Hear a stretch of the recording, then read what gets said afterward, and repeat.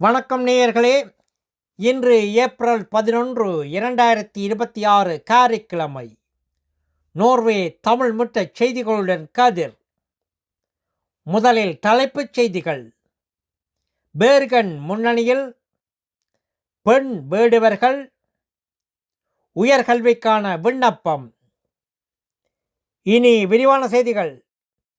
Bergen முன்னணியில் Bergen ஃப்ளெஸ்லாண்ட் வானூர்தி நிலையம் மார்ச் மாதத்தில் கிட்டத்தட்ட 6 விழுக்காடு உயர்வுடன் நோர்வேயின் முன்னணி நிலையமாக மாறியுள்ளது.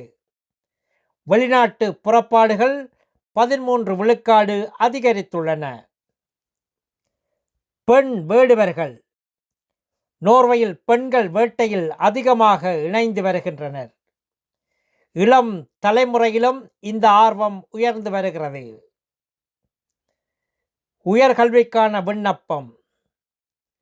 நோர்வேயில் உயர்கல்விக்கான விண்ணப்பத்தின் இறுதி நாள் ஏப்ரல் 15.